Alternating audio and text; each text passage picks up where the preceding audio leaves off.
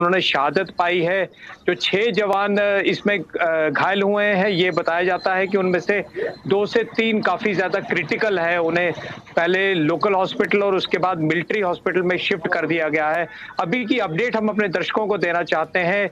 Elite जो para commandos की unit है, जी। उसे थोड़ी देर पहले इस इलाके में पास में एयर ड्रॉप करवाया गया है। ये लेटेस्ट जानकारी जो है, अपडेटेड जानकारी हम अपने दर्शकों को देना चाहते हैं, क्योंकि बहुत बड़ा हमला है, बहुत ही सीरियसली इसे लिया जा रहा है और ये इंश्योर किया जा रहा है कि आतंकी उस पूरे इलाके से निकल ना पाए। थोड़ी देर पहले तक रुक-रुक कर फायरिंग हो रही थी। नीचे नाले की तरफ आतंकी जो है इस हमले को करने की तरफ नीचे आप अगर गाड़ी के विजुअल्स हम अपने दर्शकों को दिखा रहे हैं, इसमें जी। देख सकते हैं ऊपर की तरफ पहाड़ी है, पहाड़ी की बजाय जो नीचे नाला का इलाका है, नाले की तरफ वो आतंकी जो है वो उनका गुट भागा है और उन्हें वहां से मार गिराने के लिए एलीट पैरा कमांडोज को एयर ड्रॉप किया गया है। ये भी हम आपको बताते चले कि पिछले 1 महीने में लगातार जिस तरह से आतंकी हमले, सबसे पहले हमने अपना रियासी में 9 जून को हमला देखा, उसके बाद 2 हमले जिला डोडा में हुए, उसके बाद हीरानगर में जी। हमारा एक सीआरपीएफ का जवान शहीद हुआ, 2 आतंकियों को मारा गिरा है। उसके बाद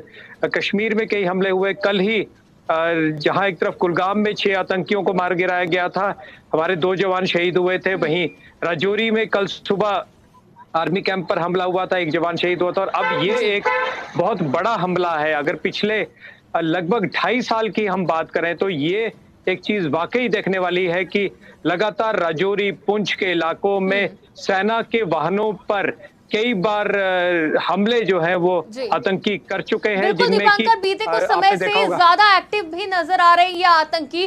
फिलहाल जो घटना घटित हुई है उसमें कितने आतंकियों के शामिल होने की जानकारी मिल पा रही है? क्या अंदाजा लगाया जा रहा है कितने आतंकी हो सकते हैं? कितने आतंकियों ने घुसपैठ करी है? अलग अलग जगह पर जो वारदातों को अंजाम दिया गया है उसमें क्या यही आतंकी या फिर इनके अलग अलग गुट है जो कि हमला कर रहे हैं? नहीं, देखिए कई गुट्स हैं इसमें और ये जो गुट जिसने हमला किया है, 4 से 5 आतंकी इसमें बताए जाते हैं जो जी।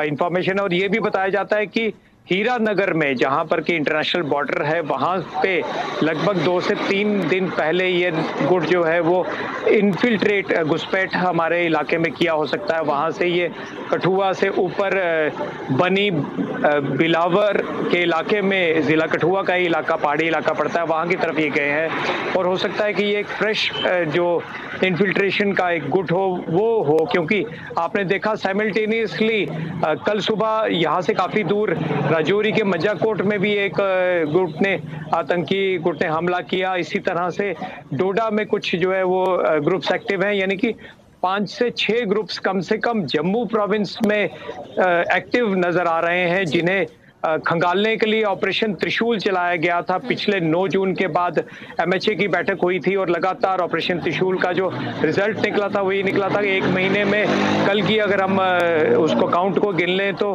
15 मिलिटेंट्स को हम मार गिराने में सफल रहे हैं, जिनमें 2 बड़े कमांडर्स जो हैं वो 3 बड़े कमांडर्स हैं। 2 लश्कर-ए-तोयबा के कमांडर हाल ही में मारे थे और कल भी हमने एक कमांडर को मारा है।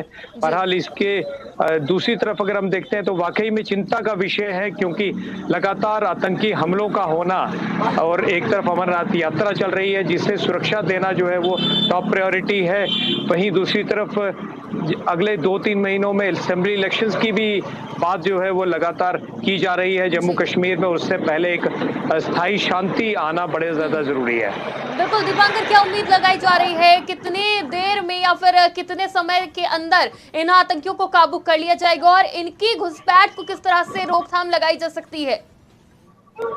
देखिए, ये जो ग्रुप है इसके लिए मैं आपको बताता चलूं कि हजारों की तादाद में, एग्जैक्ट तो नहीं हम डिटेल शेयर कर पाएंगे, लेकिन सेना, CRPF, elite commandos, Jammu Kashmir police, local जो उस एरिया में वीडीसीज हैं और जो एसपीओज का जो लोकल वहां पर ग्राउंड नेटवर्क है उसे तुरंत एक्टिवेट कर दिया गया है। यानी कि ये किसी भी तरफ निकलें, इन्हें जरूर ढूंढ निकाला जाएगा और उम्मीद हम करते हैं कि जल्दी हम आपको वो भी खबर देंगे कि इनके साथ जो है इन्हें झनूम पहुंचा दिया गया है।